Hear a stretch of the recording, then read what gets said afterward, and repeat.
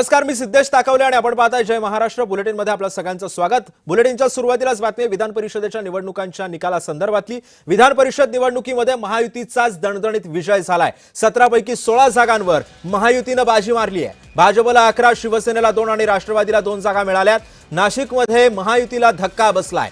शिवसेनेचे नरेंद्र दराडे मात्र पराभूत झालेत। विधान परिषदेमध्ये मवियाला एकाही जागेवरती यश मिळवता आलेलं नाहीये।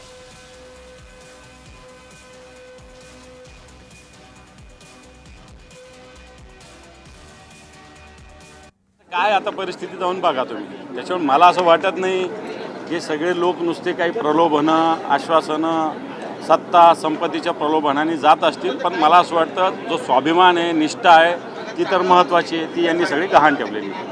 काल मुख्यमंत्र्यांनी सांगितलं आहे ऑपरेशन टायगर हे सक्सेसफुल झालेलं आहे। एकनाथ शिंदे मला असं वाटतं ज्यावेळेस ते ऑफिशियल डिक्लेअर करतील त्यावेळेस त्याच्यात बोलू। संध्याकाळी 4 वाजता एकनाथ शिंदे पत्रकार परिषद घेणार आहे। खासदार सुद्धा उपस्थित राहतात। काही हरकत नाही, या गोष्टी होत असेल, मला असं वाटतं या गोष्टी झाल्या असतील तर त्याला मला असं वाटतं काही हरकत नाही।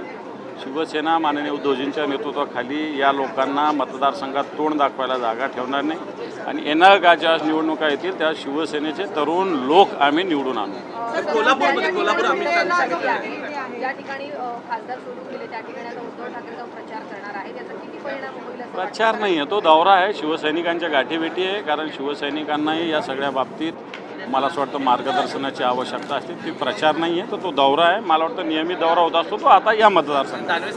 ज्यावेळी पक्ष फुटतो किंवा आमदार जातात आणि मग खासदार जातात, त्याच्यानंतर शिवसेनेचे नेते हे दौऱ्यासाठी बाहेर पडतात, त्याआधी का पडत नाहीत हा देखील मला असं वाटतं आपल्याला ज्ञात असेल मागच्या काळात अतिवृष्टीसाठी उद्धवजी ठाकरे साहेबांनी किमान मला असं चांगलं आठवतं की 24 ठिकाणी दौरा केला होता आणि त्यामुळं फक्त असं झाल्यावरच उद्धवजी फिरतात किंवा शिवसेने नेते फिरतात हे चुकीचं आहे। शिवसेनेचे नेते सातत्याने फिरत असतात, आपल्याला ते मला असं वाटतं एखाद्या वेळेस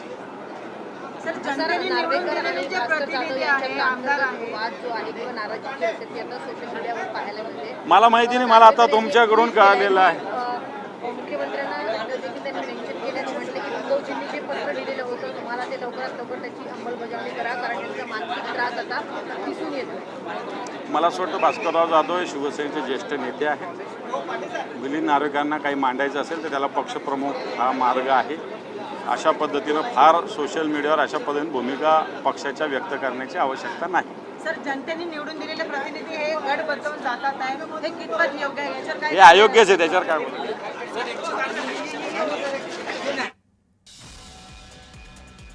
त्यामुळे बंडखोरांना मतदारसंघात तोंड दाखवायला जागा नाहीये। ऑपरेशन टायगर जोपर्यंत ती लोक बोलत नाही तोपर्यंत अधिकृत आपण पण काही बोलणार नसल्याचं अंबादास दानवेंनी सांगितलंय।